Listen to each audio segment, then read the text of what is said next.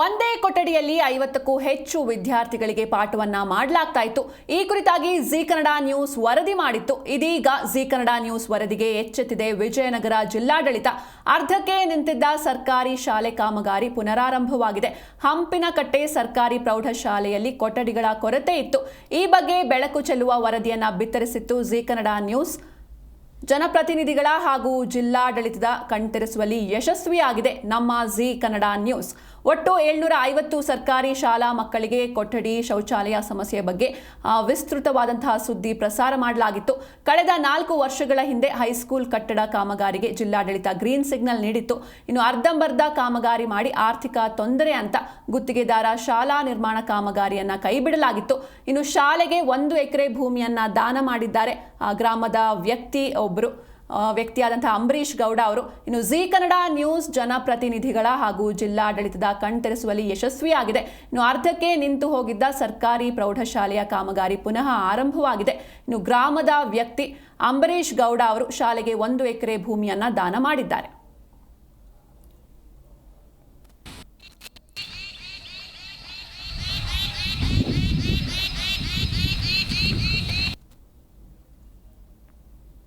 ಈ ಬಗ್ಗೆ ನಮ್ಮ ಪ್ರತಿನಿಧಿ ಮಂಜುನಾಥ್ ಹಿರೇಮಠ್ ಶಾಲಾ ನಿರ್ಮಾಣ ಕಾಮಗಾರಿ ಬಳಿಯಿಂದ ನಡೆಸಿರುವ ಪ್ರತ್ಯಕ್ಷ ವರದಿ ಇಲ್ಲಿದೆ, ನೋಡ್ಕೊಂಡು ಬನ್ನಿ. ಜಿ ಕನ್ನಡ ನ್ಯೂಸ್ ಕೂಡ ಒಂದು ಸಾಮಾಜಿಕ ಬದ್ಧತೆಯನ್ನು ಕೂಡ ಮೆರೆದಿತ್ತು. ವಿಜಯನಗರ ಜಿಲ್ಲೆ ಹೊಸಪೇಟೆ ತಾಲೂಕಿನ ಹಂಪಿನಕಟ್ಟೆ ಗ್ರಾಮದ ಸರ್ಕಾರಿ ಹಿರಿಯ ಪ್ರೌಢಶಾಲೆಯ ವಿದ್ಯಾರ್ಥಿಗಳ ಗೋಳನ್ನು ಕೂಡ ಪ್ರಸಾರ ಮಾಡಿತ್ತು. ಯಾಕಂತ ಹೇಳಿದ್ರೆ ಯಾವುದೇ ಒಂದು ಶಾಲೆಯಲ್ಲಿ ಇಂತಿಷ್ಟು ಮಕ್ಕಳಿಗೆ ಕೊಠಡಿಗಳನ್ನು ಮೀಸಲಿಡಬೇಕು ಅಂತ ಇತ್ತು. ಆದರೆ ಆ ಶಾಲೆಯಲ್ಲಿ ನಾವು ನೋಡಿದಾಗ ನಿಜಕ್ಕೂ ಕೂಡ ಜಿ ಕನ್ನಡ ನ್ಯೂಸ್ ಲೈವ್ ಆಗಿ ಸುದ್ದಿಯನ್ನು ಪ್ರಸಾರ ಮಾಡಿತ್ತು. ಅಲ್ಲಿ ವಿದ್ಯಾರ್ಥಿಗಳಿಗೆ ಅಂದ್ರೆ ಕೊಠಡಿಗಳು ಕೂಡ ಇರಲಿಲ್ಲ. ಅಂದ್ರೆ ಆ ವಿದ್ಯಾರ್ಥಿಗಳಿಗೆ 30 ವಿದ್ಯಾರ್ಥಿಗಳಿಗೆ ಒಂದು ಕೊಠಡಿ ಇರಬೇಕು ಅನ್ನುವಂಥ ಒಂದು ನಿಯಮ ಇದೆ. ಆದ್ರೆ ಒಂದೇ ಕೊಠಡಿಯಲ್ಲಿ 40-50 ವಿದ್ಯಾರ್ಥಿಗಳನ್ನ ಕೂಡಿ ಹಾಕಿ ಪಾಠ ಹೇಳ್ತಕ್ಕಂಥದ್ದು ಕೂಡ ಇತ್ತು. ಅಂತ ನಿಟ್ಟಿನಲ್ಲಿ ಕೂಡ ಜಿ ಕನ್ನಡ ನ್ಯೂಸ್ ವಿಸ್ತೃತ ಸುದ್ದಿಯನ್ನ ಪ್ರಸಾರ ಮಾಡಿ ಆದ್ಮೇಲೆ ನಿಜಕ್ಕೂ ಕೂಡ ಒಂದಿಷ್ಟು ಬದಲಾವಣೆಗೆ ಕೂಡ ಕಂಡಿದೆ. ಅಂದ್ರೆ ಈ ಹಿಂದೆ ಕಳೆದ 4 ವರ್ಷದ ಹಿಂದೆ ಈ ಒಂದು ಶಾಲೆಗೆ ದಾನ ಮಾಡಿರ್ತಕ್ಕಂತಹ ಅಂಬರೀಶ್ ಗೌಡ ಅಂತಕ್ಕಂಥ ವ್ಯಕ್ತಿ 4 ವರ್ಷದ ಹಿಂದೆನೆ ಶಾಲೆಗಾಗಿ ಒಂದು ಜಾಗವನ್ನು ಕೂಡ ದಾನವಾಗಿ ಕೊಟ್ಟಿದ್ರು. ಆದ್ರೆ ಆಗಿನ ಜಿಲ್ಲಾಧಿಕಾರಿ ವೆಂಕಟೇಶ್ ಅವರು ಕೂಡ ಸುಮಾರು 3,80,00,000 ರೂಪಾಯಿ ಅನುದಾನವನ್ನು ಕೂಡ ಶಾಂಕ್ಷನ್ ಮಾಡಿದ್ರು. ಆದ್ರೆ ಗುತ್ತಿಗೆದಾರರ ನಿರ್ಲಕ್ಷ್ಯ ಅನ್ಬೇಕೋ ಜನಪ್ರತಿನಿಧಿಗಳ ನಿರ್ಲಕ್ಷ್ಯ ಅನ್ಬೇಕೋ ಗೊತ್ತಿಲ್ಲ. ಯಾಕಂತ ಹೇಳಿದ್ರೆ ಆಗ ಅರ್ಧಂಬರ್ಧ ಕಾಮಗಾರಿಯನ್ನ ಮಾಡಿಬಿಟ್ಟು ಆ ಒಂದು ಶಾಲೆಯನ್ನು ಕೂಡ ಪೂರ್ಣಗೊಳಿಸದೇನೆ ಹಾಗೆ ಬಿಟ್ಟಿದ್ರು. ಈಗ ಜಿ ಕನ್ನಡ ನ್ಯೂಸ್ ಯಾವಾಗ ಸುದ್ದಿಯನ್ನ ಪ್ರಸಾರ ಮಾಡುತ್ತೆ, ಅಂದ್ರೆ ಸುದ್ದಿಯನ್ನ ಬೆನ್ನು ಹತ್ತು, ಆಗ ನಿಜಕ್ಕೂ ಕೂಡ ಒಂದಿಷ್ಟು ಬದಲಾವಣೆಯನ್ನು ಕೂಡ ಕಂಡಿದೆ. ಅಂದ್ರೆ ಈ ಶಾಲೆಗೆ ಅಂದ್ರೆ ಶಾಲೆ ನಿರ್ಮಾಣಕ್ಕೆ ಮತ್ತು ದಾನವನ್ನು ಕೊಟ್ಟಂತ ವ್ಯಕ್ತಿ ಕೂಡ ನಮ್ ಜೊತೆ ಇದ್ದಾರೆ. ನಿಜಕ್ಕೂ ಕೂಡ ಗ್ರೇಟ್ ವ್ಯಕ್ತಿ ಅಂತಾನೆ ಹೇಳ್ಬೋದು. ಅಂಬರೀಶ್ ಗೌಡ್ರು ಕೂಡ ನಮ್ ಜೊತೆ ಇದ್ದಾರೆ, ಅವ್ರನ್ನೇ ಮಾತಾಡಿಸ್ತಾ ಹೋಗೋಣ. ಗೌಡ್ರೆ, ಈಗ ನೀವು ಶಾಲೆಗಾಗಿ ಭೂಮಿಯನ್ನ ಕೂಡ ಕೊಟ್ರಿ, ಎಲ್ಲೋ ಒಂದು ಕಡೆ ಕೊಟ್ಟಂತ ಒಂದು ಉದ್ದೇಶ ಬಹಳ ನಿಧಾನಗತಿ ಆಗ್ಲಿಲ್ಲ ಅಂತ ಹೇಳ್ತೀರಾ? ನಿಜಕ್ಕೂ ಕೂಡ ನಿಧಾನಗತಿ ಆಗಿದೆ ಸರ್. ಈಗ ಆಗಿರೋದು ಉದ್ದೇಶ ಏನು, ನಾವು ಕೊಟ್ಟಿರ್ತಕ್ಕಂಥದ್ದು ಅವ್ರು ಡಿ ಸಿ ಅವ್ರು ಹೇಳಿದ ಪ್ರಕಾರ ಅದೇ 1 ವರ್ಷದಲ್ಲೇನೆ ಆಗ್ತೈತೆ ಅನ್ನೋ ಒಂದು ಆಸೆ ಇತ್ತು ನಮ್ಗೆ. ಯಾಕಂದ್ರೆ ಮಕ್ಕಳ ಒಂದು ಇದನ್ನ ನೋಡಿದ್ರೆ ನಮಗೆ ಸಾರಿಗೆ ಸೌಲಭ್ಯತೆ ವಂಚಿತ, ಆಮೇಲೆ ಮೂಲಭೂತವಾಗಿ ಅಲ್ಲಿ ಶೌಚಾಲಯಗಳಿಂದ ವಂಚಿತ, ಓದ್ತಕ್ಕಂಥ ಕೊಠಡಿಗಳಾಗ್ಲಿ ಶಿಕ್ಷಕರಾಗಲಿ ಎಲ್ಲಾ ಕೊರತೆ ಇತ್ತು.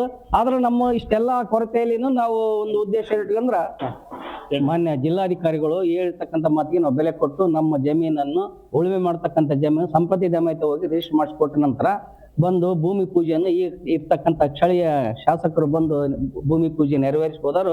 ಅರ್ಧಂಬರ್ಧ ಕೆಲಸ ಮಾಡಿಬಿಟ್ಟು ಬಿಟ್ರು. ಆಮೇಲೆ ತದನಂತರದಲ್ಲಿ ಕಾಂಟ್ರಾಕ್ಟ್ದಾರನ ಅವ್ರನ್ನ ಕಾಂಟ್ಯಾಕ್ಟ್ ಮಾಡಿದ್ರೆ ಏನಪ್ಪ ಇಲ್ಲಿಗೆ ನಿಲ್ಸ್ಬಿಟ್ಟಲ್ಲ ಅಂತ ಕೇಳಿದ್ರು. ಅವ್ರು ಏನ್ ಹೇಳಿದ್ರು, ನಮ್ಗೆ ಅನುದಾನ ಬಂದಿಲ್ರಿ, ದುಡ್ಡು ಬಂದಿಲ್ಲ, ನಾವ್ ಎಲ್ಲಿಂದ ಮಾಡೋಣ ಅಂದಾಗ ನಾವು ಮಾಧ್ಯಮದ ಮೊರೆ ಹೋಗ್ಬೇಕಾದ ಅನಿವಾರ್ಯತೆ ಬಂದಾಗ ಅವಾಗ ಜಿ ಟಿವಿ ಕನ್ನಡದವ್ರು ನಾವು ಕರೆಸಿ ಕೇಳಿ ಇದು ಮಾಡಿದಾಗ ಅವರು ವರದಿ ಪ್ರಸಾರ ಮಾಡಿದ್ರು. ಆ ವರದಿಯ ಫಲಶ್ರುತಿಯಾಗಿ ಮತ್ತೆ ಪುನಃ ಕಾರ್ಯಕ್ರಮ ಪ್ರಾರಂಭ ಆಗಿದೆ. ಅಂದ್ರೆ ಕೆಲಸ ಕಾರ್ಯಗಳು ಪ್ರಾರಂಭವಾಗಿವೆ. ಇಲ್ಲಿರ್ತಕ್ಕಂಥ ಅಧಿಕಾರಿ ವರ್ಗದವರು ಕೂಡ ಈ ಕಡೆ ಕಣ್ಣೆತ್ತಿ ನೋಡಿದ್ದಾರೆ. ಸ್ಥಳೀಯ ಶಾಸಕರು ನಾನು ಕಾಂಟ್ಯಾಕ್ಟ್ ಮಾಡಿ ಇಲ್ಲಪ್ಪ ಇನ್ನು ಸ್ವಲ್ಪ ದಿನದಲ್ಲಿ ನಾನು ನನ್ನ ಅನುದಾನದಲ್ಲಿ ಆಗಲಿ ಅದನ್ನ ಕೆಲಸ ಕಂಪ್ಲೀಟ್ ಮಾಡಿ ಕೊಡ್ತಕ್ಕಂಥ ಒಂದು ಮಾತನ್ನು ಹೇಳಿದಕ್ಕೆ ನಮ್ಮ ಮಕ್ಕಳು ಓದ್ತಾರಲ್ಲ ಅನ್ನೋ ಒಂದು ಸದುದ್ದೇಶ, ನಾನು ಕೊಟ್ಟಿರ್ತಕ್ಕಂಥ ಭೂಮಿ ದಾನ ಮಾಡಿರ್ತಕ್ಕಂಥ ಸದುದ್ದೇಶ ನೆರವೇರ್ತದೆ ಅಂತ ಹೇಳಿ ನಾವು ಬಹಳ ಸಂತೋಷ ಪಟ್ಟು ಜಿ ಟಿ ಅವರಿಗೆ ಮತ್ತು ಮಾಧ್ಯಮ ಮಿತ್ರರಿಗೂ ಧನ್ಯವಾದಗಳು ಹೇಳಕ್ಕೆ ಇಷ್ಟಪಡ್ತೇನೆ. ಇದು ಅಂಬರೀಶ್ ಗೌಡ್ರ ಅವರ ಮಾತು. ಏನು ಅಂತ ಹೇಳಿದ್ರೆ ಶಾಲೆಗಾಗಿ ಭೂಮಿಯನ್ನ ದಾನ ಮಾಡಿರ್ತಕ್ಕಂಥ ಅಂಬರೀಶ್ ಗೌಡ್ರು ಹೇಳ್ತಾ ಇದ್ದಾರೆ. ನೋಡ್ಬೋದು ಜಿ ಕನ್ನಡ ನ್ಯೂಸ್ ನ ಸುದ್ದಿಯ ಬಳಿಕ ನಿಜಕ್ಕೂ ಕೂಡ ನೋಡ್ಬೋದು, ಲೈವ್ ಆಗಿ ತೋರಿಸ್ತಾ ಇದೀವಿ. ಈಗ ಶಾಲೆಯ ಒಂದು ಕಾಮಗಾರಿ ಕೂಡ ಭರದಲ್ಲಿ ಸಾಗ್ತಾ ಇದೆ. ಈ ನಿಟ್ಟಿನಲ್ಲಿ ಜಿಲ್ಲಾಧಿಕಾರಿಗಳಿಗೂ ಹಾಗೂ ಸ್ಥಳೀಯ ಶಾಸಕರಿಗೂ ಕೂಡ ಗ್ರಾಮಸ್ಥರು ಕೂಡ ಧನ್ಯವಾದವನ್ನ ಕೂಡ ಸಲ್ಲಿಸ್ತಾ ಇದ್ದಾರೆ. ಈ ನಿಟ್ಟಿನಲ್ಲಿ ಯಾವಾಗ್ಲೂ ಕೂಡ ಜಿ ಕನ್ನಡ ನ್ಯೂಸ್ ಸಾಮಾಜಿಕ ಬದ್ಧತೆಗೆ ಮತ್ತು ವಸ್ತುನಿಷ್ಠ ವರದಿಗೆ ಸದಾ ಮುಂದು ಅಂತಾನೆ ಹೇಳ್ಬೋದು. ವಿಜಯನಗರದಿಂದ ಮಂಜುನಾಥ್, ಜಿ ನ್ಯೂಸ್ ಕನ್ನಡ.